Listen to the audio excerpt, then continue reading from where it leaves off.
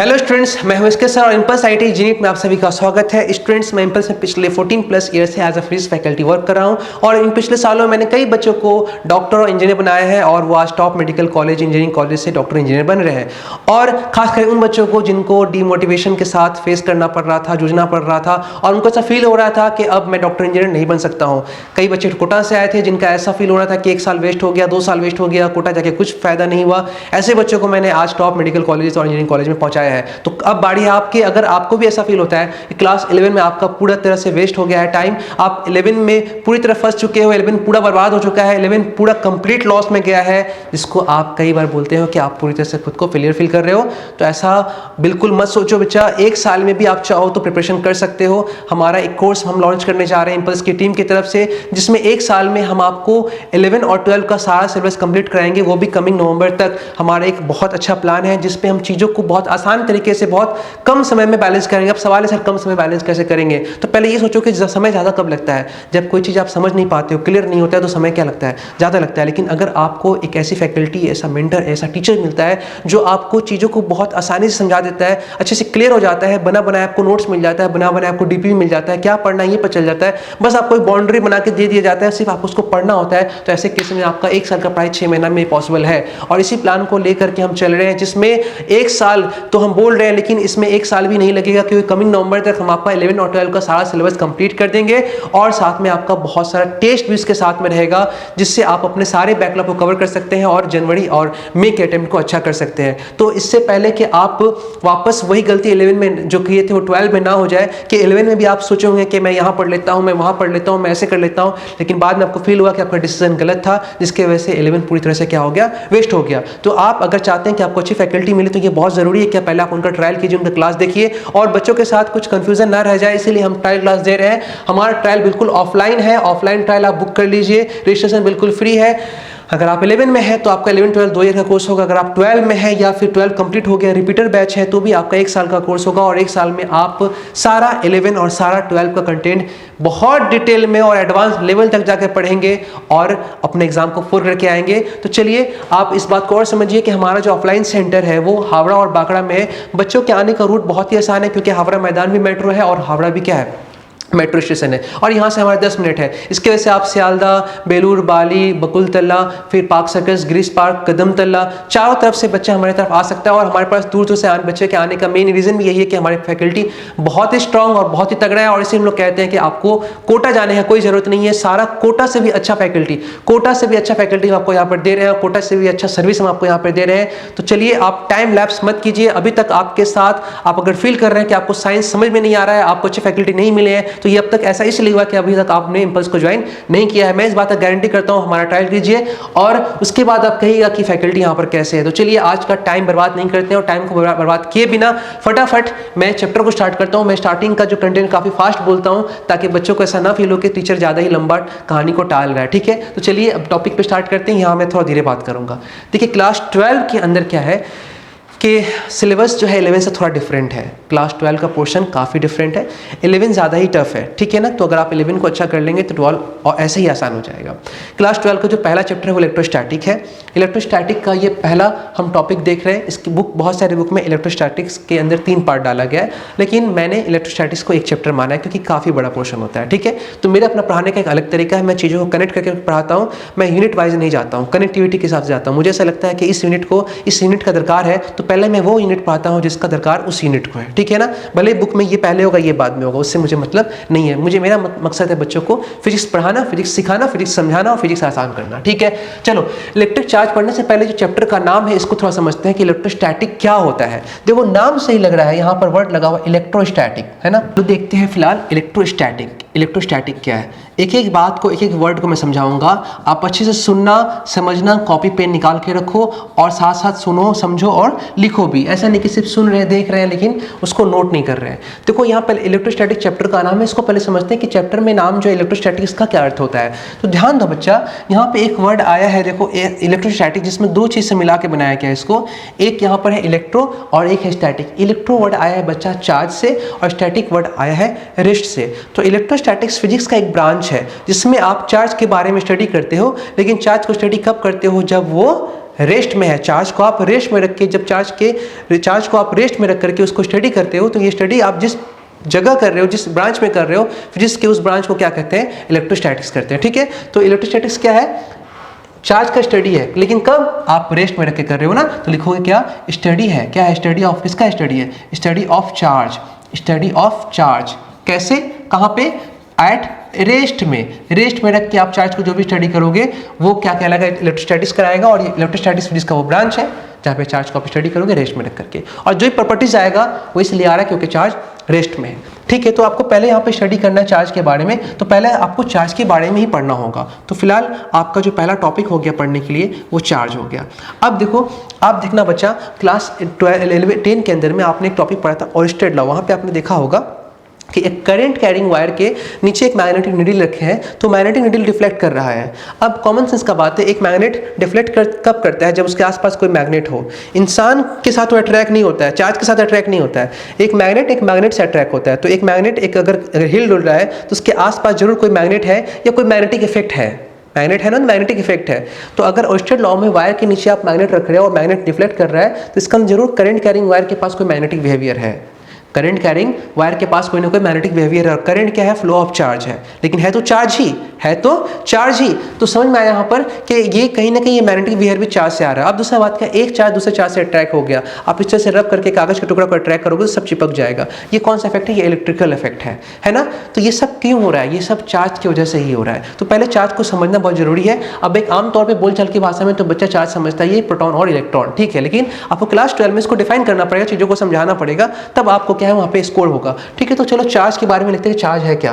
तो मैं फिलहाल इसमें लिखता हूँ चार्ज इज एन, मैं लिखता हूँ, मैं एक वर्ड का मतलब समझाऊंगा, आपको एक चीज दिखाऊंगा। Charge is an intrinsic property, मैं लिख देता हूं पहले, intrinsic property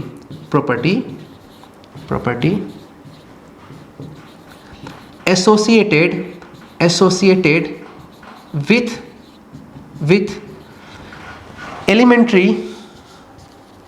elementary particle of matter due to which it produces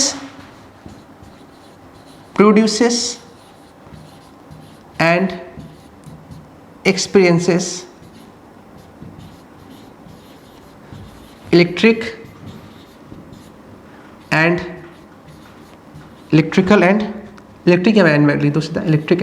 magnetic effect.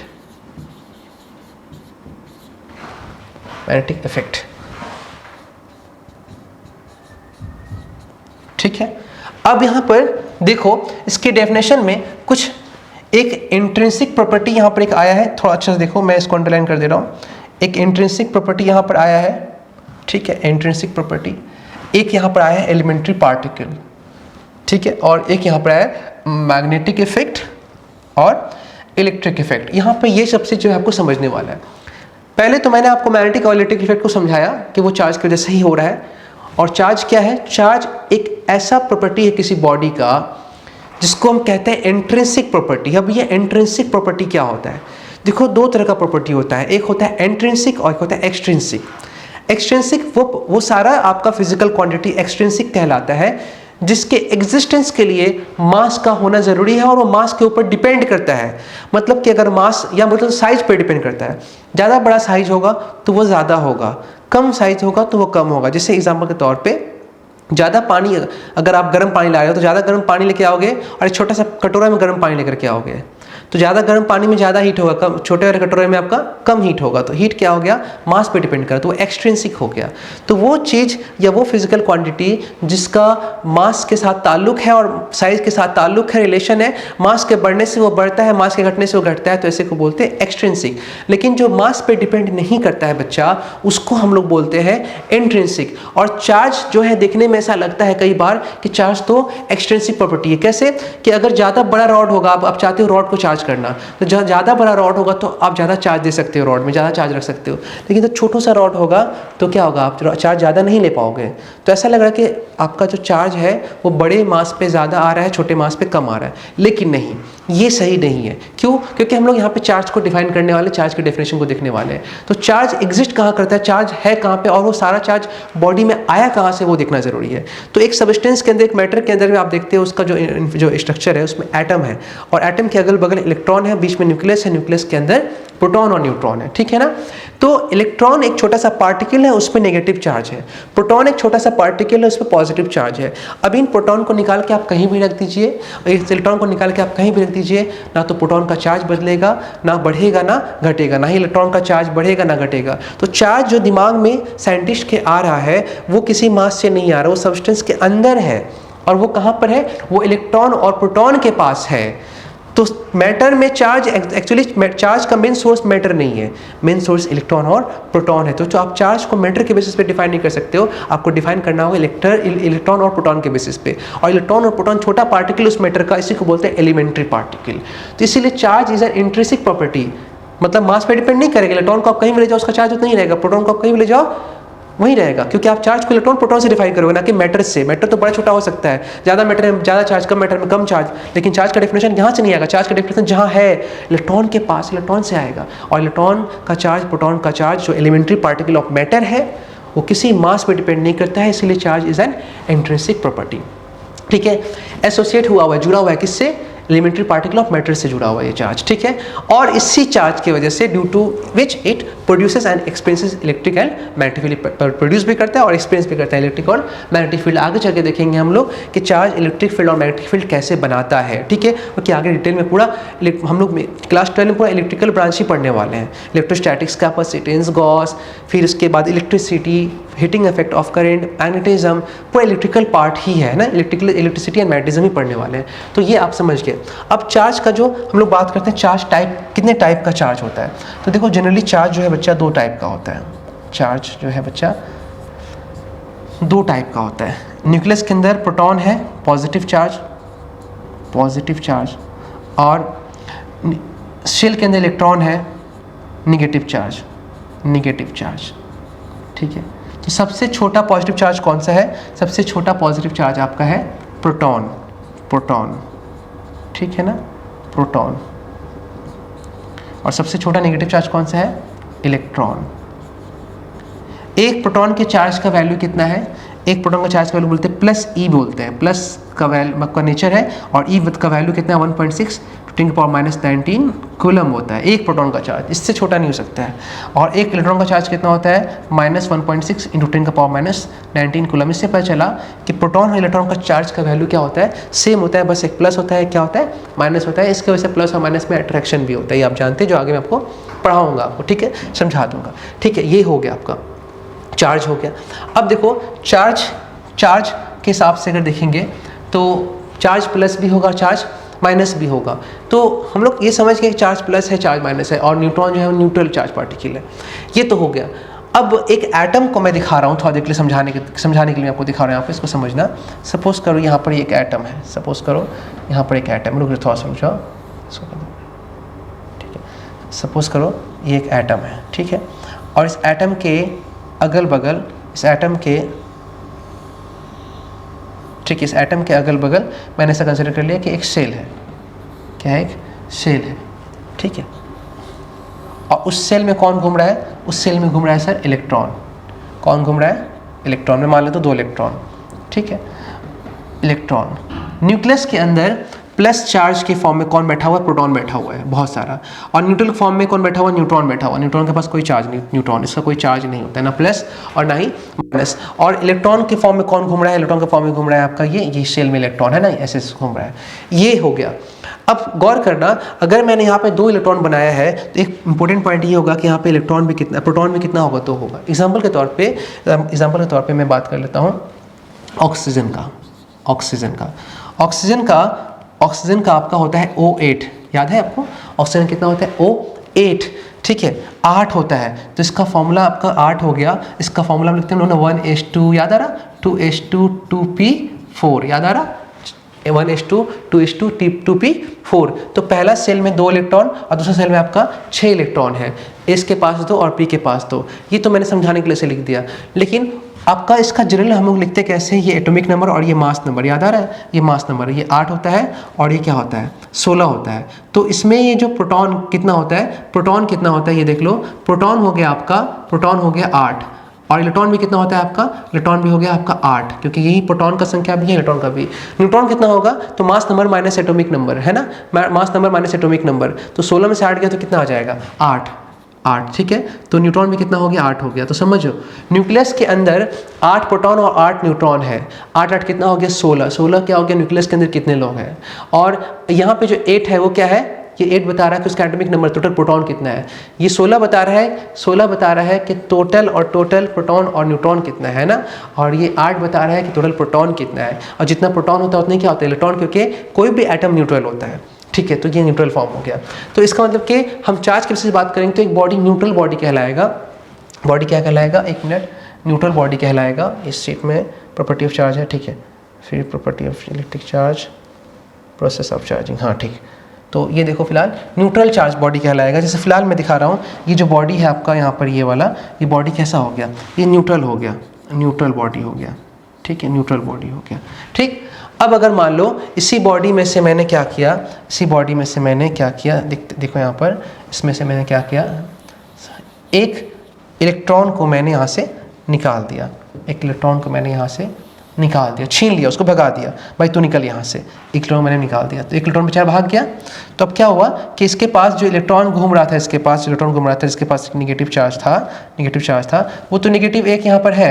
और न्यूक्लियस में तो प्रोटॉन को तो आप निकाल नहीं सकते हो, न्यूट्रॉन को तो आप निकाल नहीं सकते हो, ठीक है ना, न्यूट्रॉन को तो आप निकाल नहीं सकते हो, ठीक है। तो अब अंदर में बचा हुआ है 2 प्रोटॉन, मैं न्यूट्रॉन के ऊपर काम नहीं कर रहा हूँ, न्यूट्रॉन मेरा बताने का कोई संबंध नहीं है, मैं सिर्फ प्रोटॉन इलेक्ट्रॉन पर बात कर रहा हूँ, ठीक है। तो 2 प्रोटॉन तो अंदर रह गया, एक इलेक्ट्रॉन चला गया, तो इसमें एक एक्स्ट्रा प्रोटॉन आ गया, तो एक नेगेटिव और 2 पॉजिटिव मिलाओगे तो क्या बचेगा, एक पॉजिटिव। तो ये बॉडी पे एक्स्ट्रा एक पॉजिटिव चार्ज नजर आएगा आपको, क्या नजर आएगा, एक्स्ट्रा एक पॉजिटिव चार्ज नजर आएगा। और ऐसे में हम कहेंगे कि बॉडी क्या हो गया, बॉडी पॉजिटिवली चार्ज हो गया है, बॉडी क्या हो गया है, बॉडी पॉजिटिवली चार्ज हो गया है, बॉडी पॉजिटिवली चार्ज हो गया, ठीक है। तो आपने पॉजिटिव चार्ज करने के लिए बॉडी में पॉजिटिव नहीं डाला, बल्कि आपने एक इलेक्ट्रॉन निकाल लिया, तो इसको आप बोलेंगे न्यूट्रल नहीं, ये बोलेंगे पॉजिटिवली चार्ज है। क्या है ये है आपका positively charge, positively charge, positively charged body, ठीक है ना, पॉजिटिवली चार्ज बॉडी, ठीक है। लेकिन आप क्या किए कि फिर से ये आपने लिया इसको, और इसमें आपने एक एक्स्ट्रा इलेक्ट्रॉन डाल दिया, आपने इसमें एक एक्स्ट्रा इलेक्ट्रॉन डाल दिया। ये यहाँ पर एक शेल है, पहला सेल में सिर्फ 2 इलेक्ट्रॉन रह सकता है ना, पहला सेल में सिर्फ 2 इलेक्ट्रॉन रह सकता है। तो पहले से मान लो यहाँ पर 2 इलेक्ट्रॉन था, उसमें से आपने एक निकाल दिया, फिर दूसरे केस में 1-2 इलेक्ट्रॉन था, उसमें आपने एक डाल दिया। तो पहला सेल में कैपेसिटी 2 इलेक्ट्रॉन के रहने का है, तो वो लोग यहाँ पर है, आपने एक एक्स्ट्रा इलेक्ट्रॉन डाला है तो यहाँ पे चला जाएगा दूसरे सेल में।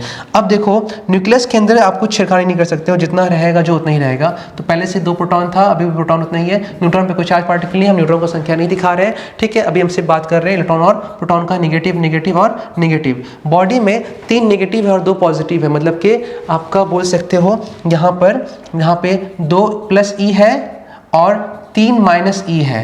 तो बॉडी में दोनों जोड़ोगे तो क्या बचेगा, एक -E बचेगा। तो इसमें एक एक्स्ट्रा नेगेटिव आ जाएगा, इसमें क्या आ जाएगा, एक एक्स्ट्रा नेगेटिव आ जाएगा, एक्स्ट्रा नेगेटिव। अब ये एक्स्ट्रा नेगेटिव क्या, ये एक्स्ट्रा पॉजिटिव इसको पॉजिटिव बनाया, ये एक्स्ट्रा इसको नेगेटिव चार्ज बनाया, और ये इसको रखा न्यूट्रल, इस पर कोई नेगेटिव नहीं और कोई पॉजिटिव नहीं। तो ये वाला आपका क्या हो जाएगा, ये होगा आपका नेगेटिवली चार्ज, क्या हो गया, नेगेटिवली चार्ज हो गया, ठीक है, नेगेटिवली क्या हो गया, चार्ज हो गया। क्लियर है। तो इस तरह से क्या होगा, बॉडी में न्यूट्रल बॉडी, पॉजिटिव बॉडी और नेगेटिवली चार्ज बॉडी कहला जाएगा, ठीक है, ये कहला जाएगा इसके बेसिस पे। तो आप देख रहे हो कि आपको बॉडी में पॉजिटिव चार्ज करना है तो भी क्या करना है आपको, पॉजिटिव चार्ज करने के लिए भी आपको डालना होगा, इलेक्ट्रॉन को निकालना होगा, और नेगेटिव चार्ज करने के लिए इलेक्ट्रॉन को ही डालना होगा। कभी भी इलेक्ट्रॉन का ही मूवमेंट हो रहा है, प्रोटॉन का मूवमेंट नहीं हो सकता, आप निकाल नहीं सकते, डाल नहीं सकते, क्योंकि वो न्यूक्लियस के अंदर है। तो आज के बाद कोई आपसे पूछेगा किसी बॉडी को पॉजिटिवली चार्ज करना है तो क्या करें, पॉजिटिव डाल देंगे, ऐसा होगा नहीं, नेगेटिव को निकाल लेंगे। आप फिर तुमसे कोई पूछेगा कि किसी बॉडी को नेगेटिवली चार्ज करना है तो क्या करेंगे, नेगेटिव निकाल देंगे, डाल देंगे, तो नेगेटिव डाल देंगे, ठीक है। ऐसे करके आप बॉडी को पॉजिटिव नेगेटिव चार्ज कर सकते हो, ठीक है, ये हो गया। अब चार्ज का कुछ इंपॉर्टेंट प्रॉपर्टीज वगैरह है वो पढ़ लेते हैं। तो पहला प्रॉपर्टी जो है हम लोगों का, पहला जो प्रॉपर्टी है वो देखते हैं क्या है, ठीक है। पहला प्रॉपर्टी क्या है वो देख लेते हैं। तो पहला प्रॉपर्टी है additivity of charge.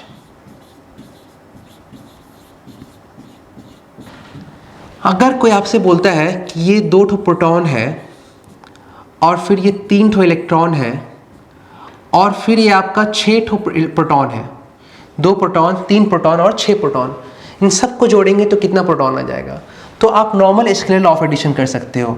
2 proton plus 3 proton plus 6 proton is equal to 11 proton, ठीक है। मतलब कि चार्ज को आप simple scalar law of addition से ऐड कर सकते हो। इसी तरह अगर मान लो कि हम बोलते हैं कि 2 इलेक्ट्रॉन है, फिर 3 इलेक्ट्रॉन है, फिर 6 इलेक्ट्रॉन है, तो इन सब को जोड़ेंगे तो 2 electron plus 3 electron plus 6 electron, तो ये आता आपका -11 इलेक्ट्रॉन, है ना। संख्या कितना होता? 11 माइनस आपको नेगेटिव इलेक्ट्रॉन के लिए, और कितने इलेक्ट्रॉन है? टोटल 11 इलेक्ट्रॉन है। तो चार्ज को आप सिंपल ऐड कर सकते हो, ठीक है। दूसरा क्या है? दूसरा प्रॉपर्टी इसका है conservation of charge. Conservation of charge,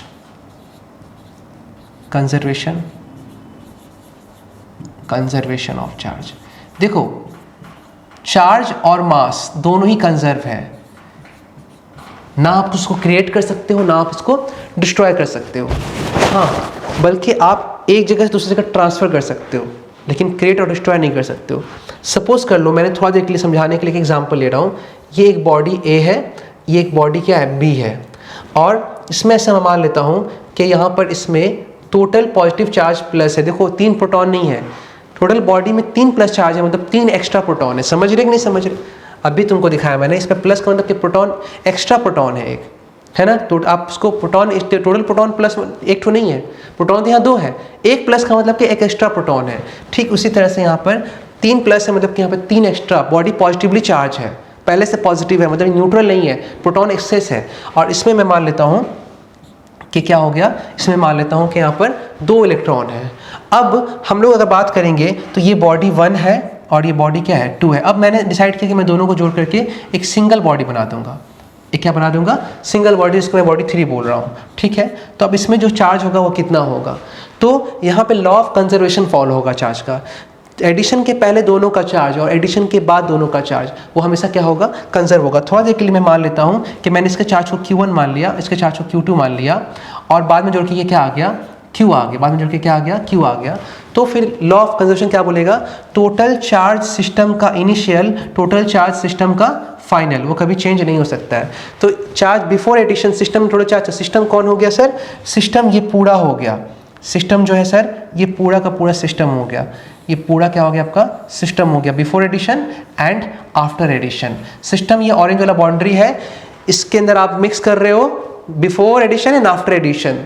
charge ना तो अंदर में क्रिएट हो रहा है ना तो डिस्ट्रॉय हो रहा है। इस ऑरेंज बाउंड्री के अंदर बाहर से कोई चार्ज आ नहीं रहा है, अंदर से कोई चार्ज जा नहीं रहा है, तो टोटल चार्ज इस ऑरेंज बाउंड्री के अंदर हमेशा उतना ही होगा जितना होता है। वो क्या हो जाएगा? ध्यान दो, अब यहाँ पर क्या हो रहा है कि Q1 जो है, अगर बात किया जाए तो ये 3 प्लस है, क्या हो गया?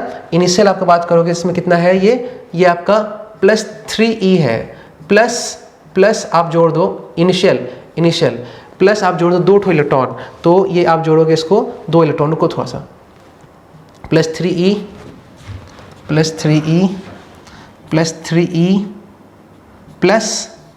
-2e, ये इनिशियल हो गया, इज इक्वल टू क्या आएगा? चार्ज फाइनल का आएगा। जो इनिशियल है सिस्टम में फाइनली वही होगा। तो सिस्टम में इनिशियल चार्ज कितना था? 3 एक्स्ट्रा प्रोटॉन और 2 एक्स्ट्रा इलेक्ट्रॉन कट के करे, अब क्या बचेगा? 1 एक्स्ट्रा प्रोटॉन। तो इसके पास 3 एक्स्ट्रा प्रोटॉन है, इसके पास 2 एक्स्ट्रा इलेक्ट्रॉन है, लेकिन ऑरेंज बाउंड्री के पास सिर्फ 1 एक्स्ट्रा प्रोटॉन है, क्योंकि ऑरेंज बाउंड्री दोनों को मिक्स करके बात कर रहा है, ठीक है। तो मिक्स नहीं भी हुआ है तो यहाँ पर टोटल ये कैंसिल हो जाएगा, क्या बचेगा? +e। तो इसका मतलब बाद में इसके पास चार्ज क्या आएगा? सिर्फ +1 आएगा, सिर्फ एक प्लस आएगा, ठीक है। तो यहाँ से सॉल्व करोगे बच्चा आपको, तो सॉल्व करने से ये आपका आ जाएगा +e। फाइनल चार्ज कितना हो जाएगा? +e, क्योंकि इनिशियल चार्ज भी +e है तो फाइनल चार्ज भी +e ही होगा। इसी को बोलते हैं कंजर्वेशन ऑफ चार्ज। अब तीसरा वाला जो पॉइंट है, इसका तीसरा पॉइंट है, वो है आपका बहुत ही इंपॉर्टेंट पॉइंट, जिसका नाम है क्वांटाइजेशन ऑफ चार्ज, ठीक है। इसका नाम क्या है? Quantization of charge. तीसरा क्या है सर? तीसरा है आपका quantization of charge, quantization of charge. अब ये क्वांटाइजेशन क्या है चार्ज का, थोड़ा ये समझते हैं। क्वांटाइजेशन ऑफ चार्ज क्या है? देखो, अगर मैं तुमसे कहूँ कि भाई मुझे बॉडी में चार्ज लाना है किसी बॉडी में, और तुम मुझे प्रोटॉन देना स्टार्ट करो, और मैं किसी बॉडी में तुम्हारे प्रोटॉन को कलेक्ट कर रहा हूँ, तो क्या प्रोटॉन आप दे सकते हो? तो बोलोगे नहीं, प्रोटॉन मैं नहीं दे सकता हूँ क्योंकि प्रोटॉन न्यूक्लियस के अंदर है। हमने ठीक है, एक काम करो, छोड़ दो, तुम प्रोटॉन मत दो, तुम इलेक्ट्रॉन ही दे दो। ठीक है, तो तुमने क्या किया, मुझे इलेक्ट्रॉन देना स्टार्ट किया। मैंने तुमसे एक इलेक्ट्रॉन मांगा और मांग करके इसमें मैंने डाल दिया एक इलेक्ट्रॉन को। ठीक है, एक इलेक्ट्रॉन को मैंने तुमको बोला भाई थोड़ा और दे दे, थोड़ा और दे दे, तो तुमने दिया, फिर डाल दिया। मैं भाई एक और दे दे, तो तुमने फिर दिया, मैंने फिर डाल दिया। भाई एक और दे, तुमने फिर दिया, मैंने फिर एक डाल दिया।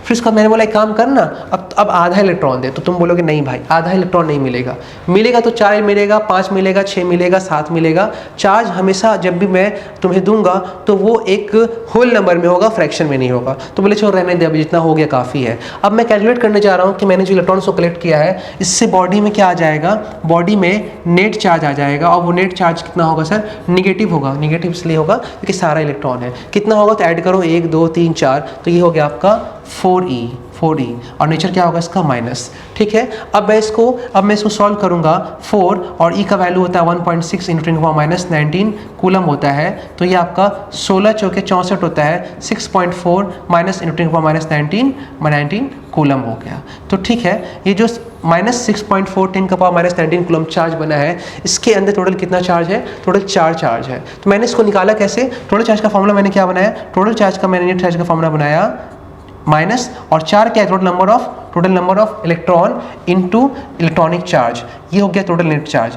किसी बॉडी में जो नेट चार्ज है वो इलेक्ट्रॉन के चार्ज का मल्टीपल है, और मल्टीपल नंबर जो n है वो 1 2 3 4 5 होगा, कभी फ्रैक्शन नहीं हो सकता है। कभी फ्रैक्शन नहीं होना ही यही कहलाता है क्वांटाइजेशन। आप इसको कभी फ्रैक्शन में नहीं कर सकते, वो क्वांटाइज है। ठीक है, अच्छा, अब ठीक उस तरह से आप बोलते हैं कि सर मुझे बॉडी में पॉजिटिव चार्ज करना है, तो क्या किया जाए। तो मैंने आपको बताया था कि मैं उससे इलेक्ट्रॉन निकालना स्टार्ट करूंगा। तो मैंने बॉडी से इलेक्ट्रॉन मांगना स्टार्ट किया। मैंने पहले बॉडी से एक इलेक्ट्रॉन निकाला, मैंने बॉडी से पहले एक इलेक्ट्रॉन निकाल दिया, क्योंकि बॉडी पहले न्यूट्रल दिखाई दे रहा है, मतलब कि जितना प्रोटॉन होगा उतना इलेक्ट्रॉन होगा। मैंने एक इलेक्ट्रॉन निकाल दिया तो बॉडी में एक एक्स्ट्रा प्रोटॉन बच जाएगा। ठीक है, फिर मैंने क्या किया, फिर एक इलेक्ट्रॉन निकाल दिया तो बॉडी में एक और एक्स्ट्रा प्रोटॉन आ जाएगा। फिर मैंने फिर एक इलेक्ट्रॉन निकाल दिया तो बॉडी में एक और एक्स्ट्रा प्रोटॉन आ जाएगा। मैंने फिर एक इलेक्ट्रॉन निकाल दिया तो बॉडी में एक और एक्स्ट्रा प्रोटॉन आ जाएगा। अब बोलता है क्या, मैं बॉडी को बोलता है बॉडी काम कर, तू मुझे आधा इलेक्ट्रॉन दे दे। तो बॉडी बोले नहीं भाई, मैं तुम्हें जब भी दूंगा तो पूरा इलेक्ट्रॉन दूंगा, आधा नहीं दे सकता हूँ, कभी भी आधा नहीं मिलेगा, पूरा मिलेगा। तुम या तो पूरा ले लो या तो छोड़ दो। मैं बोला ठीक है चल छोड़ दे। अब देख रहा हूँ मैं बॉडी में जोड़ रहा हूँ कि बॉडी में नेट कितना एक्स्ट्रा पॉजिटिव चार्ज आया, ये इतना निगेटिव जाने की वजह से। तो क्यू नेट बॉडी में जो आएगा वो क्या आएगा, दोनों का आप चारों को जोड़ोगे तो आ जाएगा प्लस, और ये आ जाएगा 4e।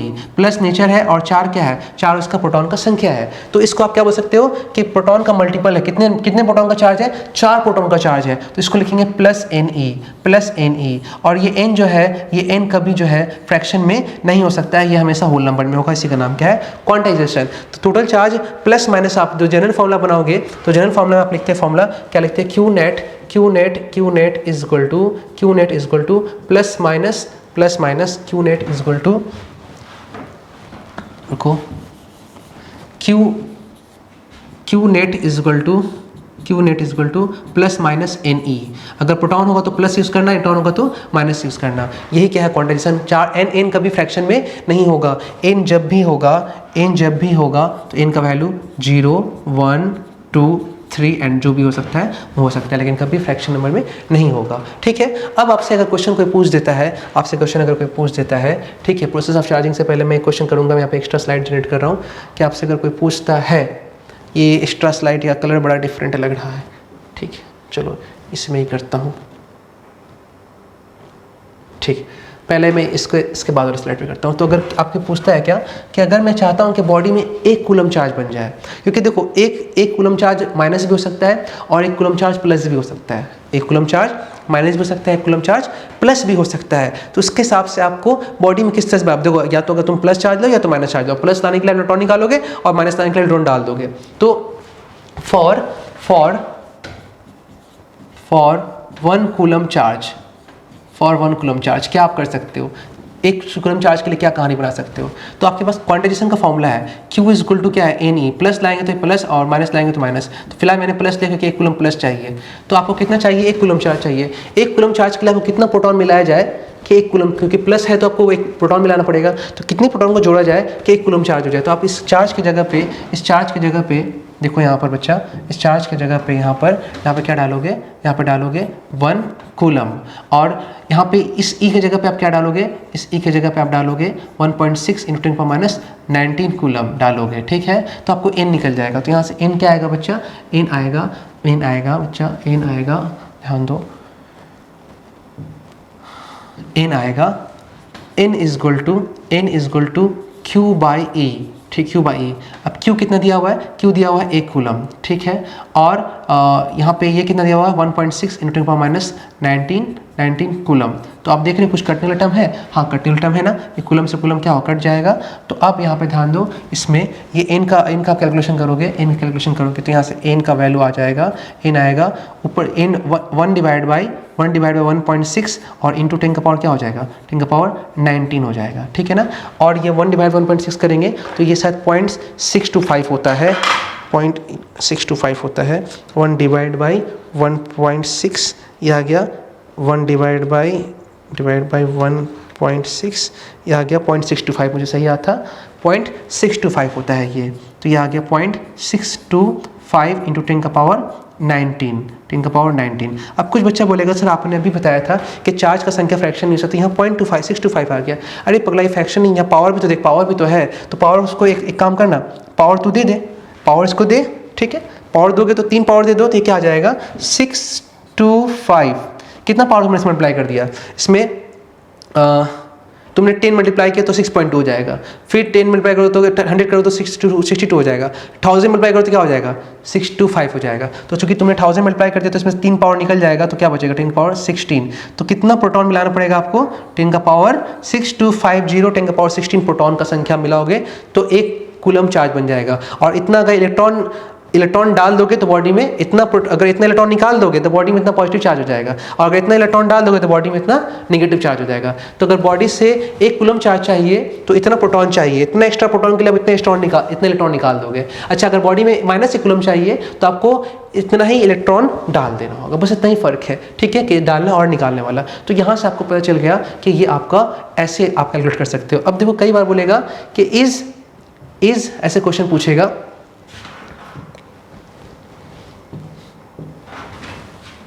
पहला क्वेश्चन, इज 3.2 10 का पावर -19 कूलम पॉसिबल, क्या ये पॉसिबल है?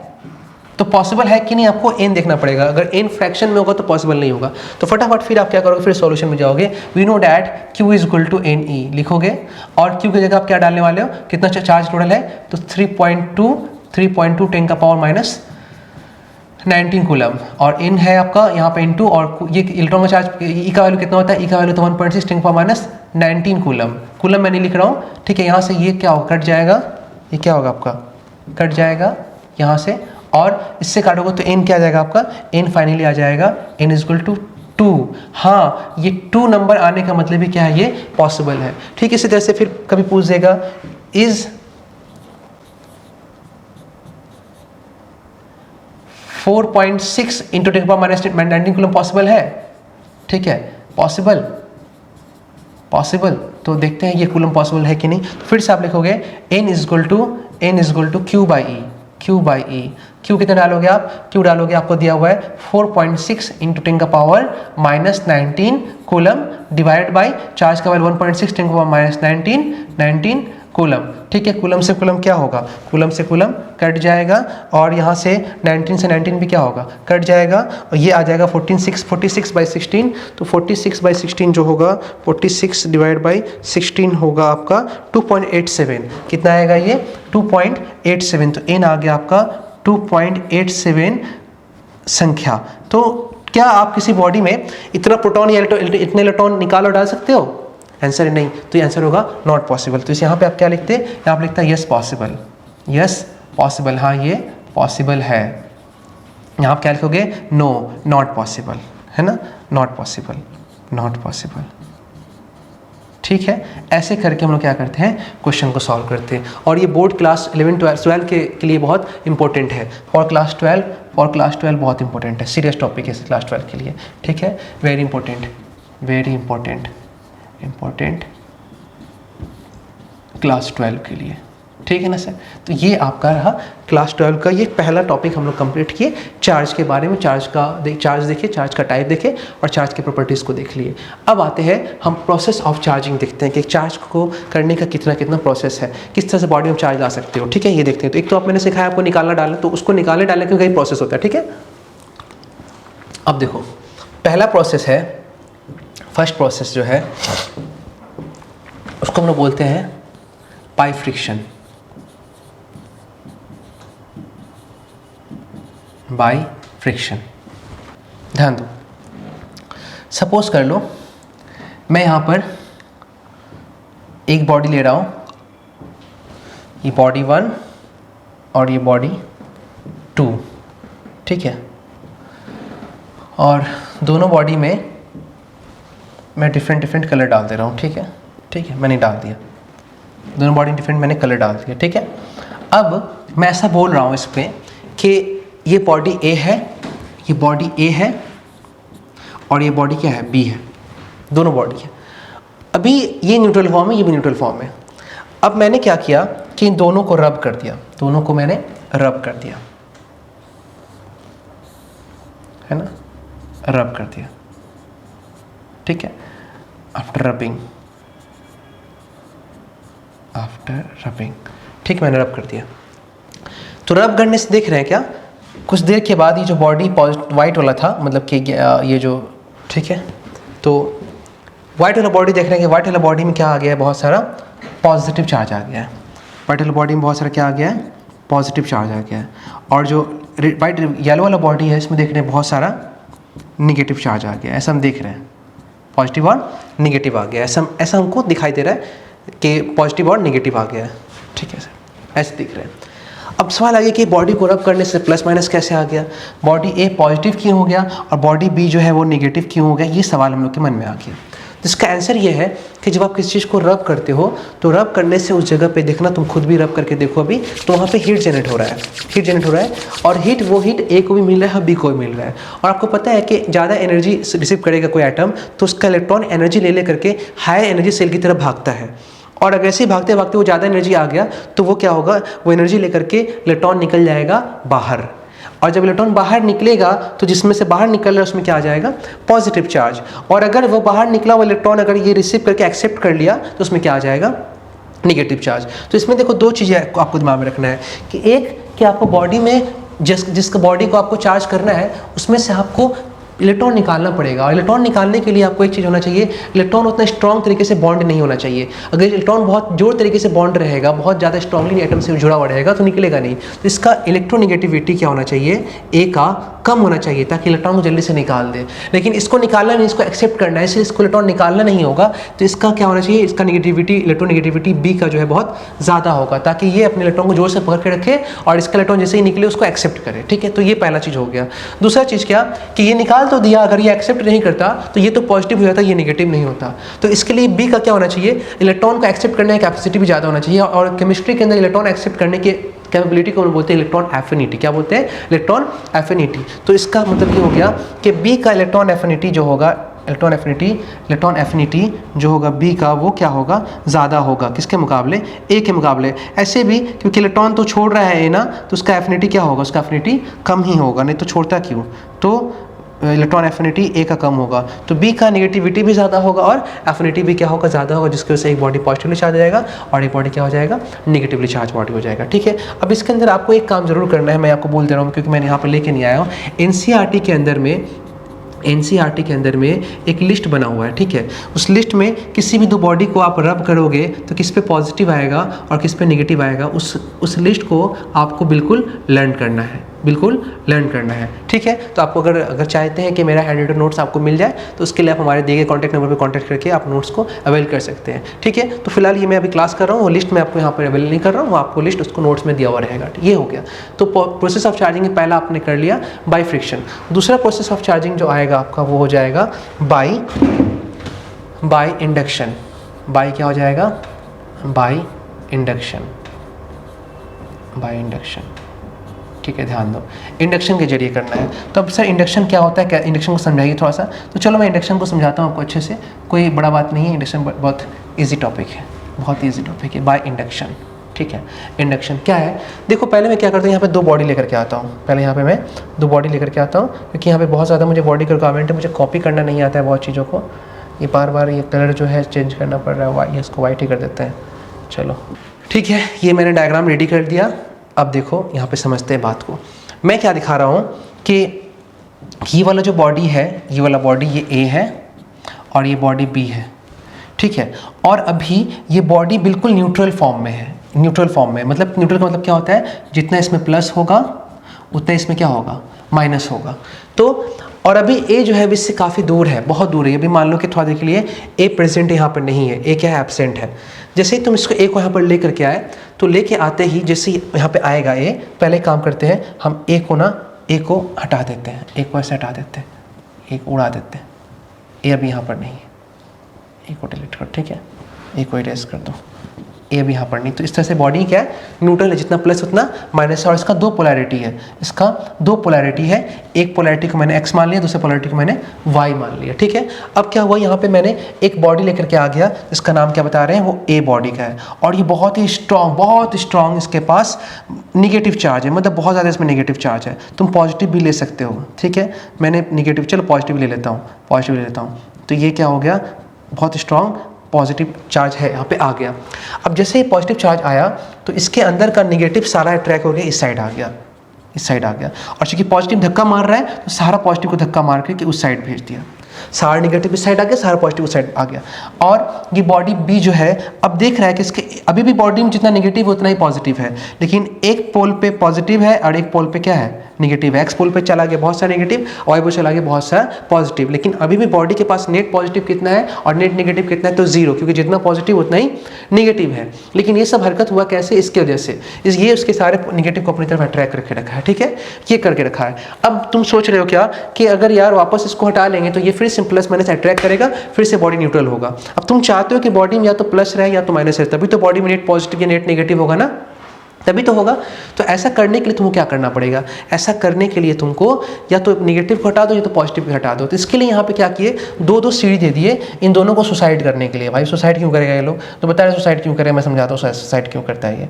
तो फिलहाल यहाँ पे मैंने दोनों को एक एक सीढ़ी दे दिया, ले भाई तू भी कूद जा अंदर, जमीन के अंदर, अर्थ के अंदर कूद जा, और तू भी चला जा अर्थ के अंदर। इस सीढ़ी का नाम है अर्थिंग, सीढ़ी का नाम क्या है, अर्थिंग। देखो मान लो ये दोनों पहले दोस्त था, दोनों बहुत अच्छा दोस्त था, अच्छे से लोग साथ रहता था, मिलता था, बात करता था।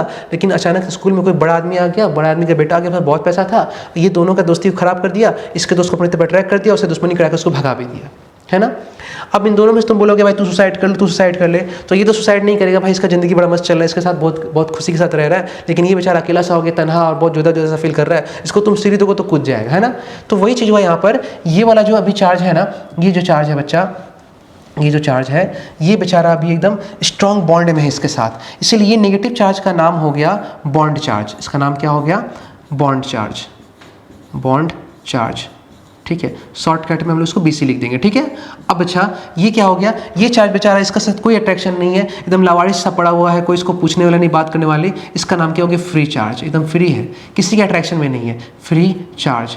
अब फ्री चार्ज को तुम रास्ता दोगे तो वो बेचारा क्या होगा, इसको लिख देंगे हम लोग FC। ठीक है, वो रास्ता में क्या होगा, बेचारा कूद जाएगा। तो देखो अब ये पॉजिटिव चार्ज अर्थ में जाके कूद जाएगा, जैसे ही कूद जाएगा तो वहाँ पे पूरा पॉजिटिव चार्ज खत्म हो जाएगा। अब देखो यहाँ पर ये A है, ये A है यहाँ पर, और जिसके पास हम बता रहे थे कि बहुत सारा पॉजिटिव चार्ज है, हम ज़्यादा नहीं बना रहे, बस इतना बना दे रहे समझाने के लिए। ठीक है, पॉजिटिव चार्ज है, और यहाँ पे आया हुआ है बहुत सारा नेगेटिव। अब देख रहे हैं कि कुछ देर के बाद पॉजिटिव जो है बेचारा, यहाँ का पॉजिटिव जो है देख रहे हो वो गायब है। बोले भाई कितने के, अरे यार ये तो कूद गए, तो ये तो कूद गया। ठीक है, तो वो क्या, कहानी खत्म हो गया, शेष हो गया। लेकिन इसके साथ भी तुम सीढ़ी दिए थे, इसको भी तुम सीढ़ी दिए थे, ये नहीं कूदा, ये कूद गया, क्योंकि इसका बेचारा ज़िंदगी बहुत बेकार चल रहा था। ठीक है, तो एकदम अंदर चला गया। ठीक, अब बात को समझोगे थोड़ा सा, यहाँ पे बॉन्ड चार्ज के पास इस अर्थिंग का कोई इफेक्ट नहीं हुआ, लेकिन फ्री चार्ज के पास अर्थिंग का इफेक्ट हुआ। तो आपसे कहीं पूछेगा कोई कि अर्थिंग कहाँ पॉसिबल है, बॉन्ड चार्ज के फ्री चार्ज, तो आंसर होगा अर्थिंग पॉसिबल है फ्री चार्ज में, बॉन्ड चार्ज में अर्थिंग पॉसिबल नहीं है। ये बात याद रखोगे, ये समझाने वाला बात था। तो यहाँ पॉसिबल नहीं है, यहाँ पॉसिबल हुआ है। लेकिन एक बात याद रखने वाला बात है कि अगर ये नेगेटिव यहाँ चला गया पॉजिटिव, तो पॉजिटिव यहाँ से निकल के अर्थ में नहीं जा सकता है, क्योंकि मैंने अभी कुछ देर पहले पढ़ाया था आप किसी बॉडी से पॉजिटिव निकाल नहीं सकते हो, क्योंकि पॉजिटिव न्यूक्लियस के अंदर लॉक होता है। तो यहाँ पे असल में होता क्या है, अर्थ के पास जो तार भेजे हैं, तो अर्थ के अंदर बहुत सारा पॉजिटिव होता है और बहुत सारा नेगेटिव होता है, और इतना ज़्यादा पॉजिटिव नेगेटिव होता है ना कि तुम उसको काउंट नहीं कर सकते हो। अर्थ बहुत बड़ा चार्ज स्फीयर है, ठीक है। तो वो इतना ज़्यादा है कि तुम से अर्थ में तुम कुछ नेगेटिव ले लो तो भी अर्थ को फर्क नहीं पड़ता है, कुछ पॉजिटिव डाल दो तो भी फर्क नहीं पड़ता है, वो चार्ज उतना ही रहता है जितना है। क्लियर? तो होता यह है कि यहाँ पर जो प्लस है ना, उस प्लस को मारने के लिए, अट्रैक्ट करने के लिए अर्थ से बहुत सारा नेगेटिव आता है, अर्थ से बहुत सारा नेगेटिव जो है यहाँ पे जाता है। अगर यहाँ पे 3 पॉजिटिव है ना, तो 3 नेगेटिव अर्थ से आता है, उसको न्यूट्रल कर देता है। तो फिर सवाल है कि चौथा नेगेटिव क्यों नहीं आता है? क्योंकि चौथा नेगेटिव इसलिए नहीं आता है कि बॉडी में नेगेटिव चार्ज हो गया है और नेगेटिव अगले पॉजिटिव नेगेटिव को रोक देता है। तो असल में यहाँ पर 3 पॉजिटिव अर्थ में नहीं गया है, असल में यहाँ पर 3 नेगेटिव अर्थ से आया है, अर्थ से आया है शेल में। तो यहाँ पे देखो 2 आंसर होता है। अगर पूछता है यहाँ पर इस केस में कि पॉजिटिव चार्ज कहाँ चला गया, तो आंसर होगा पॉजिटिव चार्ज अर्थ में चला गया। ये बच्चा बोलता है, ये टीचर्स भी बोलते हैं, लेकिन असल में आंसर क्या होगा? असल में आंसर होगा कि अर्थ से 3 नेगेटिव चार्ज आया और पॉजिटिव को न्यूट्रल कर दिया अर्थिंग के थ्रू, ठीक है। तो अगर एग्जाम में पूछता है कि अर्थ टू बॉडी में कितना चार्ज फ्लो किया, क्वेश्चन ही पूछता है अर्थ टू बॉडी में कितना चार्ज फ्लो किया, तो अर्थ से लेके बॉडी में आपको 3 नेगेटिव चार्ज फ्लो किया, तो आंसर क्या होगा? -3 इलेक्ट्रॉन, 3 नेगेटिव, ठीक है, ये आंसर होगा। प्लस नहीं हो क्या, अर्थ से तो नेगेटिव है। लेकिन अगर पूछता है बॉडी टू अर्थ कितना फ्लो हुआ, बॉडी टू अर्थ, अब बच्चा क्या बोलेगा, सर बॉडी टू अर्थ तो फ्लो ही नहीं हो रहा है, लेकिन फिर भी पूछ देगा कि बॉडी से अर्थ में कितना फ्लो हुआ, तो आपको बोलना पड़ेगा कि पॉजिटिव अर्थ में चला गया। ये रिस्पेक्टिव आंसर है कि क्योंकि ये प्लस यहाँ नजर नहीं आया, तो ऐसा एज्यूम होगा कि अर्थ में चला गया, हालांकि नहीं जा रहा है। लेकिन आप ये नहीं लिखोगे नहीं जा रहा, आपको लिखना पड़ेगा कि अच्छा बॉडी से अर्थ में अगर गया होगा तो वो 3 तो पॉजिटिव गया होगा, क्योंकि हम बॉडी से अर्थ का आंसर निकाले, तो आंसर क्या हो जाएगा? +3। ये बात बहुत इंपॉर्टेंट है, वेरी इंपॉर्टेंट पॉइंट है सर ये, इसको आप अगर गलती कर दोगे तो फिर तमाशा हो जाएगा। वेरी इंपॉर्टेंट पॉइंट है, ठीक है, ये चीज़ आपको याद रखने वाला है, ठीक है। ये हो गया। अच्छा, अब जैसे ही वो नेगेटिव चार्ज पॉजिटिव चार्ज बेचारा अर्थ में चला गया, तो उसके बाद अगर ये नहीं भी रहेगा, यहाँ पे हट भी जाएगा थोड़ा देर के लिए, तो नेगेटिव जो है क्या होगा? अब घूम के जाएगा बाहर, मेरा पुराना दोस्त तो गया, अब तो नया वाला हाथ भी नहीं आया, नए साथ जाल वाल बिछा करके अलग करा दिया उसको, फिर मेरे को छोड़ करके निकल लिया। तो अब यहाँ से क्या हुआ कि फिर से हम इस वाले बॉडी को यहाँ से रिमूव कर दिए, इस वाले बॉडी को यहाँ से रिमूव कर दिए। सर क्या कर दिए? इसको रिमूव कर दिए। चलो रिमूव करते हैं भाई, थोड़ा इसको रिमूव किया जाए। चलो इसको रिमूव किया जाए, ठीक है, इसको रिमूव कर दिए, ठीक, रिमूव कर दिए। किसको? पॉजिटिव चार्ज को। यहाँ से सिर्फ रिमूव कर देंगे तो ये नेगेटिव चार्ज यहाँ पर एक जगह पे आएगा, यहाँ पे नेगेटिव चार्ज आएगा, यहाँ पे नेगेटिव चार्ज आएगा, इसमें नेगेटिव। अब ये नेगेटिव एक ही जगह पे है, तो आपस में रिपल्सन होगा, और रिपल्सन होकर नेगेटिव पूरा बॉडी में फैल जाएगा। रिपल्सन होगा और नेगेटिव पूरा बॉडी में क्या हो जाएगा? पूरा फैल जाएगा। और जब नेगेटिव पूरा बॉडी में फैल जाएगा तो इसको हम क्या बोलेंगे? बॉडी जो कैसा हो गया? निगेटिवली चार्ज हो गया। क्या हो गया? निगेटिवली चार्ज हो गया। तो ये जो प्रोसेस है, जिस प्रोसेस से आपने बॉडी को नेगेटिवली चार्ज किया, इस तरह के प्रोसेस का नाम होता है इंडक्शन। देखो गौर करो, मैं चीज़ों को फिर से रिकैप करता हूँ। आपने पॉजिटिव लाया था तो बॉडी में फाइनली नेगेटिव चार्ज हुआ है, लेकिन आप नेगेटिव लेकर के आते तो बॉडी में फाइनली पॉजिटिव चार्ज होता। जिस बॉडी को आप लेकर के आ रहे हैं, जिससे वो इंडक्शन कर रहा है, यहाँ पर उसका अट्रैक्शन है, बॉन्ड है, तो इससे 2 बॉडी के बीच में क्या होता है? इंट्रैक्शन होता है। तो पहला आप कंडीशन लिखो कि कंडीशन क्या है इसका, कंडीशन क्या है इंडक्शन का। तो कंडीशन देखो, कंडीशन, ठीक है। पहला कंडीशन है कि 2 लार्ज बॉडी होना चाहिए, 2 लार्ज बॉडी। क्यों? अरे भाई बॉडी लार्ज नहीं होगा तो ये चार्ज का इधर आना फैलने का मौका कैसे मिलेगा? दूसरा, चूंकि 2 चार्ज बॉडी लार्ज है, आप प्लस लेके आ रहे हो तो यहाँ माइनस पैदा हुआ, तो अट्रैक्शन हो रहा है 2 बॉडी में, attraction between 2 body, attraction between 2 bodies, 2 bodies में क्या अट्रैक्शन हो रहा है। और तीसरा क्या हो रहा है? अपोजिट चार्ज प्रोड्यूस हो रहा है। प्लस लेके आया तो क्या हो रहा है? माइनस प्रोड्यूस हो रहा है, माइनस लेके तो प्लस होगा, तो opposite charge produces, opposite charge produced, opposite charge produced. ठीक है, तो ये जो चीज़ है आपका इस समय आने वाला बात है, ये बहुत ही बेहतरीन चीज़ है।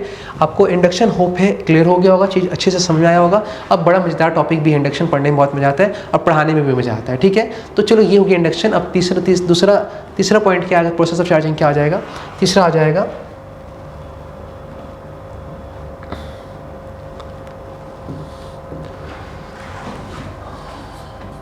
कंडक्शन। तीसरा आ जाएगा आपका कंडक्शन। चलो कंडक्शन में क्या होता है पहले देख लेते हैं। देखो अभी हम लोग क्या करने वाले हैं, कंडक्शन करने वाले। कंडक्शन में क्या दिखा रहे हैं, दो बॉडी है, एक बॉडी ए है और एक बी है। पहला नॉर्मल बॉडी ये बी है, ये बॉडी वेव जो आपका है वो बी है। ठीक है, ये बी है। उफ, कलर क्यों नहीं चेंज हो रहा है, बी है। ठीक है, और अभी न्यूट्रल फॉर्म में, मतलब कि न्यूट्रल का मतलब होता है जितना प्लस होगा उतना ही क्या होगा, माइनस होगा। तो मान लेते हैं इसमें 3 प्लस और 3 क्या है, माइनस है। फिर हम बाहर से एक बॉडी लेकर के आए जिसको हम नाम दे दिए ए, और ये कौन है, बी है।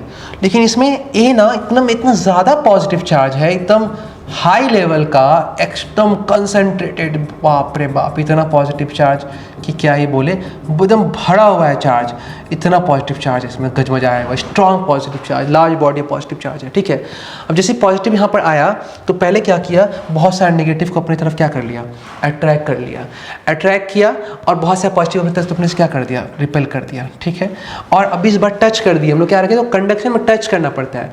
अब ये प्लस जो है, ये प्लस जो है जाकर के, मान लेते थोड़ा देख लिए, इसको हम ऐसे दिखाते हैं कि ग्रीन कर देते हैं, ग्रीन कर देते हैं। ये प्लस जो है जाके एक माइनस को मार दिया, तो ये प्लस खत्म हो गया, एक माइनस को मार दिया। फिर ये प्लस जाकर के फिर यहाँ एक माइनस को मार दिया, फिर एक प्लस जाकर के फिर यहाँ एक माइनस को मार दिया, या माइनस को फिर अट्रैक्ट कर लिया भी बोल सकते हो। और यहाँ से माइनस 3 प्लस से मर गया बेचारा, 3 प्लस से वो क्या हो गया, मर गया। अब जैसे सारा पॉजिटिव नेगेटिव खत्म हो गया, तो अब बचा होता है यहाँ पे क्या, पॉजिटिव, इसमें भी पॉजिटिव, इसमें पॉजिटिव, धड़ाक से इसमें आपस में क्या हो गया, रिपल्सन हो गया। तो जो इसमें रिपल्सन हुआ तो तुमको इस बार हटाने का जरूरत नहीं है भाई, वो खुद ही क्या कर रहा है, खुद ही जो है ये लोग अपना आपस में क्या कर रहा है, रिपल्सन कर रहा है। और रिपल्सन होकर क्या हो जाएगा, रिपल्सन होकर के सेपरेट हो जाएगा। क्या हुआ यहाँ पे, फिलहाल हुआ क्या है, यहाँ पर हुआ है रिपल्सन। क्या हुआ है, रिपल्सन हुआ है। और रिपल्सन होने की वजह से ये लोग क्या हो गया है, सेपरेट हो गया है। तो अगले डायग्राम में आप देखोगे क्या कि बॉडी को हम ऐसे करते हैं, चलो ये बॉडी क्या हो जाएगा, ऐसे सेपरेट हो जाएगा, ऐसे क्या हो जाएगा, सेपरेट हो जाएगा। ठीक है, अब सेपरेट हो जाने का मतलब क्या हो गया, सेपरेट जाने का मतलब हो गया कि वो बॉडी में कैसा हो गया, सिर्फ पॉजिटिव चार्ज हो गया। बॉडी में क्या हो गया, सिर्फ पॉजिटिव चार्ज हो गया और बॉडी सेपरेट हो गया। तो ऐसे करके कंडक्शन से पॉजिटिवली क्या है, तो बॉडी में पॉजिटिव ही आया है ना, पॉजिटिवली चार्ज किया, क्या किए, पॉजिटिवली चार्ज किए। क्लियर है, इसको स्ट्रॉन्ग इसलिए रखे थे ताकि नेगेटिव आने के बाद भी इसका पॉजिटिव खत्म ना हो जाए, नहीं तो खत्म हो जाता तो फिर उसके साथ अट्रैक्शन ही मेरे से बैठा रहता है। ठीक है ना, तो इसलिए हम क्या करें, स्ट्रॉन्ग पॉजिटिव चार्ज हम लोग यहाँ पर के लेकर के आते हैं। ठीक है, और यहाँ पर क्या हुआ है, रिपल्सन हुआ है। ठीक, ये हो गया आपका इस तरह से कंडक्शन। इसके लिए भी आपका क्या कंडीशंस हो गया कि 2 लार्ज बॉडी होना चाहिए, है ना, पहला 2 लार्ज बॉडी होना चाहिए। ठीक है, छोटा रहेगा तो ये सब सेपरेशन वाला काम नहीं हो सकेगा। उसके बाद क्या होगा, इनमें आपस में क्या हो रहा है, आपस में रिपल्सन हो रहा है, या बोल सकते हो सेम चार्ज प्रोड्यूस हो रहा है, पहले सेम चार्ज प्रोड्यूस हो रहा है, सेम चार्ज प्रोड्यूस्ड हो रहा है, वहाँ अपोजिट हुआ था, और फिर सेम चार्ज प्रोड्यूस होने से क्या हो जाएगा, यहाँ पे रिपल्सन हो जाएगा। क्या हो जाएगा, रिपल्सन हो जाएगा। ठीक है, ये चीज़ हम समझ गए। अब आते हैं अगला टॉपिक के, ये कूलम्स लॉ है। लेकिन कूलम्स लॉ से पहले मैं आपको एक इंपॉर्टेंट चीज़ और बताना चाहूँगा, दिखाना चाहूँगा कि यहाँ पे आप देख रहे हो कि 2 पॉजिटिव के बीच रिपल्सन हो रहा है, 2 नेगेटिव के बीच रिपल्सन हो रहा है, और एक प्लस और माइनस के बीच क्या हो रहा है, अट्रैक्शन हो रहा है। ठीक है ना, प्लस माइनस के बीच क्या हो रहा है, अट्रैक्शन हो रहा है। तो इस चीज़ में हम लोग कुछ यहाँ पर नोट करने वाला पॉइंट पढ़ेंगे। ठीक है, तो एक पहला नोट पॉइंट आपको यहाँ पर आ रहा है, पहला नोट पॉइंट यहाँ पर आ रहा है आपका, कलर में ज़्यादा वेरिएशन बोलते हैं, दुनिया बहुत रंगीन है, बहुत कलर की, हमको तो इतना ही कलर नज़र आता है, चलो भाई इसी का इस्तेमाल करते हैं। ठीक है, तो इसमें क्या है, एक नोट पॉइंट हम बनाते हैं, यहाँ पर एक नोट पॉइंट बनाते हैं। ठीक है, एक बुक में एक चीज लिखा हुआ है क्या, कि जो रिपल्सन है ना वो श्योरेस्ट टेस्ट है। रिपल्सन जो है वो रिपल्सन जो है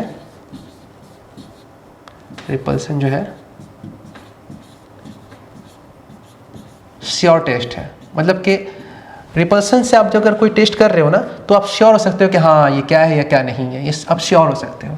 ठीक है। अब इसका मतलब क्या है, इसको हम समझाते हैं आपको अच्छे से, मतलब समझाते हैं, ठीक है। अब रिपल्सन को श्योर टेस्ट नाम क्यों दिया गया ये हम समझाते हैं। और ध्यान देते हैं पहले अच्छे से। हम लोग क्या किए, हम लोग यहाँ पर एक यहाँ पर इस तरह से हम कई सारे पेंडुलम को अरेंज कर लेते हैं, ठीक है।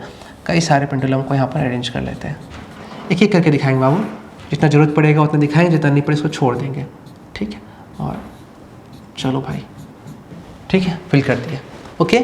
अब क्या हुआ है कि हम पहले के सब बॉडी का नाम हम देखते हैं ए और बी, ए और बी, सब केस में ए और बी नाम रख देते हैं, ठीक है, ए और बी रख देते हैं। और हम लोग को ये सही से पता नहीं है कि कौन प्लस और कौन माइनस है, और इसके लिए हम कुछ टेस्ट वेस्ट कर रहे हैं। तो देख रहे हैं फिलहाल ये दोनों बॉडी में कोई अट्रैक्शन, कोई रिपल्सन नहीं हो रहा है, तो तुम समझ जाओगे इसमें कोई अट्रैक्शन नहीं, कोई रिपल्सन नहीं है, तो इसका मतलब जरूर क्या होगा, ये न्यूट्रल बॉडी होगा। तो इसका मतलब कि ना ही पॉजिटिव ना नेगेटिव, मतलब ये न्यूट्रल बॉडी हो गया। तो कंफर्म हो गया कि न्यूट्रल हो गया, कंफर्म हो गया न्यूट्रल हो गया। लेकिन देख रहे हैं कि ये वाला इससे रिपेल हो रहा है, इससे रिपेल हो रहा है। तो अगर ये प्लस है और ये रिपेल हो रहा है तो इसका मतलब ये भी क्या होगा, प्लस होगा ना, कॉमन सेंस। अगर ये वाला अगर रिपल्सन हो रहा है, रिपल्सन हो रहा है, और अगर ए वाला प्लस है तो बी भी क्या हो जाएगा, प्लस हो जाएगा, ठीक है। चलो ये समझ में आ गया। अच्छा, अब देख रहे हैं कि इन दोनों में भी क्या हो रहा है, रिपल्सन हो रहा है, रिपल्सन हो रहा है, और देख रहे हैं कि ए वाला माइनस है तो बी भी क्या होगा, माइनस होगा, है ना। तो रिपल्सन हुआ, प्लस माइनस माइनस प्लस हम लोग देख लिए। अच्छा, अब अट्रैक्शन देखते हैं। हम देख रहे हैं कि अगर ये प्लस है और ये अट्रैक्शन हो रहा है तो ये क्या होगा, माइनस होगा, है ना। उसी तरह से अगर ये माइनस है और इससे अट्रैक्शन हो रहा है तो क्या होगा, प्लस होगा। ऐसे बोल सकते हैं ना, बोल सकते हो। तो बोलोगे सर इससे तो सब में कंफर्म हो रहा है, रिपल्सन आप श्योर क्यों बोले हैं कि अगर मेरा ये माइनस है तो ये प्लस होगा क्योंकि अट्रैक्शन हो रहा है, तो ये भी तो श्योर हुआ अट्रैक्शन से। और अगर ये प्लस है और अट्रैक्शन हो तो वो क्या होगा, माइनस होगा। ये तो श्योर है, अट्रैक्शन तो श्योर टेस्ट है। तो आप ऐसा क्यों बोले हैं, तो हम इसका क्यों बोले ऐसा, इसका रीज़न बता रहे हैं कि अट्रैक्शन का कुछ उल्टा कहानी भी यहाँ पर है। कैसा कहानी, तो ध्यान दो। अट्रैक्शन के लिए अलग से हम कुछ केस यहाँ पे ड्रॉ कर रहे हैं, अट्रैक्शन के लिए हम अलग से यहाँ पे कुछ केस ड्रॉ कर रहे हैं, ठीक है। अट्रैक्शन के लिए हम अलग से कुछ केस ड्रॉ कर रहे हैं। अब तुम बताना, इतना तुम टेस्ट देखे हो ना, अब तुम बताओ। हम बता रहे हैं क्या, इन दोनों में अट्रैक्शन हो रहा है, इन दोनों में अट्रैक्शन हो रहा है, ठीक है। और हम एक बॉडी कंफर्म करें, दूसरा तुम बताओगे। हम बोल रहे हैं क्या कि ये वाला प्लस है तो ये वाला क्या होगा, तुम लोग प्लस है तो माइनस होगा, तुम लोग प्लस है तो माइनस होगा, है ना, बोलोगे ना फट से। तो मैं बोलूँगा आंसर गलत हो गया, इसमें माइनस नहीं है, न्यूट्रल बॉडी है। हाँ न्यूट्रल, ऐसा कैसे हो गया सर। देख भाई, अभी हम लोग पढ़े इंडक्शन वाले केस में न्यूट्रल बॉडी भी क्या करता है, किसी पॉजिटिव बॉडी से अट्रैक्ट होता है। देख याद कर, ये भी न्यूट्रल बॉडी था और प्लस से क्या हो गया, अट्रैक्शन हो गया था। अट्रैक्शन क्यों हुआ था कि प्लस माइनस को इधर बुला लिया, प्लस को उधर भगा दिया, है ना। तो प्लस दूर चला जा रहा, माइनस पास आ जा रहा, तो इसका क्या इफेक्ट ज़्यादा होगा, ये ज़्यादा अट्रैक्ट करेगा, है ना। प्लस भी रिपेल करेगा लेकिन प्लस उतना रिपेल नहीं करेगा जितना माइनस अट्रैक्ट करेगा, माइनस करीब है, ठीक है ना। तो इसका मतलब ये हो गया कि इस केस में अभी आप सोच रहे हो कि यहाँ पर ये प्लस है तो वो माइनस होगा, माइनस होगा, लेकिन नहीं, ये न्यूट्रल बॉडी है क्योंकि यहाँ माइनस जो है इंड्यूस होकर के यहाँ पे आ गया है। एक मिनट थ्रो कलर डिसा लेने दो। यहाँ माइनस जो है इंड्यूस होकर के यहाँ पे आ गया है और प्लस इंड्यूस होकर के यहाँ पे चला गया है, लेकिन बॉडी कैसा बॉडी है, न्यूट्रल बॉडी है। अट्रैक्शन इसलिए हो रहा है क्योंकि माइनस करीब है। इसी तरह से अगर मैं बोलता हूँ आपको ये माइनस है तो आप बोलोगे हाँ प्लस होगा, अट्रैक्शन है तो ये प्लस होगा। तो फट से आप बोलोगे अट्रैक्शन है तो क्या प्लस होगा, लेकिन आंसर क्या हो, न्यूट्रल भी हो सकता है क्योंकि न्यूट्रल बॉडी यहाँ का बहुत सा प्लस को बुला लेगा और बहुत सा माइनस को भगा देगा, बॉडी लेकिन क्या रहेगा, न्यूट्रल रहेगा। तो अट्रैक्शन से आप कंफर्म नहीं बोल सकते हो कि अगर अट्रैक्शन हो रहा है तो माइनस है कि प्लस है। अगर प्लस से अगर अट्रैक्शन हो रहा है तो ये न्यूट्रल भी हो सकता है और माइनस भी हो सकता है। अगर माइनस से अगर अट्रैक्शन हो रहा है तो ये न्यूट्रल भी हो सकता है और प्लस भी हो सकता है। तो इसीलिए अट्रैक्शन श्योर टेस्ट नहीं है, लेकिन रिपल्सन क्या है, आपका श्योर टेस्ट है। इसी चीज़ को समझाने के लिए मैंने आपको ये छोटा सा एक्सपेरिमेंट दिखाया। होप है कि आपको एक्सपेरिमेंट समझ में आया होगा। क्लास 12 के लिए बहुत इंपॉर्टेंट भी है। यहाँ से छोटे छोटे MCQ क्वेश्चन भी आता है। अगर आपका कंसेप्ट क्लियर रहेगा तो फिर प्रॉब्लम नहीं होगा। अच्छा, एक बात और मैं आप लोग को बता दूँ कि इस बार जो CBSE का क्लास 12 का जो पेपर है बोर्ड्स का, आप अपने बड़े बड़े भैया से या भी दीदी से बात करना, पूछना कैसा पेपर आया है। तो कुछ लोग बोलेंगे क्या ही पेपर आया है, पेपर तो बहुत ईजी था लेकिन समझ में नहीं आ रहा था, ऐसा लग रहा था कर लेंगे लेकिन कर नहीं पा रहे थे, क्योंकि सारा एप्लीकेशन बेस्ड प्रॉब्लम था, कॉम्पिटेंसी बेस्ड क्वेश्चन था। जो बच्चा फिजिक्स समझ के गया उसके लिए बहुत आसान था, मतलब कि कुछ भी रट्टा मारने वाला चीज़ नहीं, PYQ से कुछ भी नहीं आया है। मतलब मार्क्स एकदम ख़राब हो जाएगा अगर तुमको नहीं आता, अटेम्प्ट ही नहीं कर पाओगे। तो इसीलिए चीज़ों को समझ समझ के ही पढ़ना है, और अगर समझ समझ के पढ़ना है तो इम्पल्स आपके लिए सबसे अच्छा ऑप्शन है। यहाँ पर मैं आपको फिजिक्स कर रहा हूँ, केमिस्ट्री के लिए आर्य सर है, बायोलॉजी के लिए आकिब सर है, और मैथ के लिए उपाध्याय सर है, और टीचर्स इतना मेहनत कर रहे हैं, इतना अच्छा परफॉर्मेंस है बच्चों का हमारे साथ कि मैं क्या बताऊँ, एक एक टीचर अच्छा कर रहे हैं बहुत। हाँ, अब ये बात है कि सारा बच्चा रिजल्ट नहीं कर सकता है, ये डिपेंड इस बात पर भी करता है कि बच्चा कितना पढ़ रहा है। लेकिन हाँ, जो बच्चा पढ़ रहा है वो जानता है कि सर यहाँ पर टीचर्स कैसा काम कर रहे हैं, और आप भी लेक्चर देख रहे हैं, आप लोगों को समझ में आता होगा किस तरीके से मैं आपको चीज़ों को समझा रहा हूँ। जबरदस्त तरीके से बताऊंगा, एक एक चीज़ समझाऊंगा, फिजिक्स को एकदम आसान कर दूंगा, ठीक है। तो चलिए, इसीलिए मैं आपको बार बोल रहा हूँ, अगर आप हमारे चैनल को देख रहे हैं तो सब्सक्राइब कीजिए और कंटेंट को अच्छे से देखिए और सब चीज़ को नोट्स बना के लिखिए, ताकि बार बार लेक्चर देख के पढ़ने का नौबत ना आए। मैं बिल्कुल पसंद नहीं करता हूँ कि बार बार बच्चे लेक्चर से पढ़े। जो चीज़ पढ़ चुकी है वो ब्रेन में होना चाहिए, ठीक है, उसको लिखो, तब जाके आपका रिजल्ट में आपको दिखेगा। तो इस सेशन को यहीं पे कंप्लीट कर रहा हूँ, और अगला लेक्चर जो है इसका लेक्चर 2, जहाँ से मैं कूलम्ब्स लॉ स्टार्ट करूँगा, आप लोग वहाँ से फिर कंप्लीट करो, क्योंकि ये ऑलमोस्ट मैं कोशिश कर रहा हूँ कि हर लेक्चर कम से कम 1 से 1.5 घंटा का हो, क्योंकि ज़्यादा बच्चा बैठ के लंबा लेक्चर देखना नहीं चाहता है। तो मैं 1 घंटा से 1.5 घंटा के आसपास का लेक्चर बना रहा हूँ, और इस लेक्चर को तब तक आप अच्छे से पढ़िए, कंप्लीट कीजिए। अगले दिन हम लोग करने वाले हैं कूलम्ब्स लॉ, अच्छे से डिटेल में पढ़ेंगे, मजा आएगा बहुत, ठीक है। फिलहाल जाने से पहले मैं बार बार कहूँगा कि मेरे चैनल को सब्सक्राइब जरूर कीजिएगा, और एडमिशन ओपन है, हमारे कॉन्टैक्ट नंबर पर कॉन्टैक्ट कीजिए। बड़ा बड़ा स्कॉलरशिप है, फ़ायदा उठाइए। ऑफलाइन हमारा इतना मतलब कि अफोर्डेबल फ़ी के साथ है कि उतना में बच्चा को ले क्या ही ऑनलाइन करना है, ठीक है ना सर। और इतना मस्त कंटेंट है, इतना अच्छा कंटेंट है कि बच्चे ऑफलाइन में आते हैं, साथ पढ़ते हैं, एक साथ देखते हैं, टीचर्स के साथ सीखते हैं, पूछते हैं, बहुत मज़ा आता है। तो चलिए, मिलते हैं अपने नेक्स्ट लेक्चर में। तब तक के लिए हमारे चैनल को सब्सक्राइब कीजिए, पढ़ते रहिए, स्ट्रॉन्ग रहिए, और टाइम बर्बाद मत कीजिए। थोड़ा पूजा का समय भी, थोड़ा घूमते फिरते भी रहिए, साथ में लाइफ का मजा भी लीजिए और पढ़ाई भी कीजिए। बाय।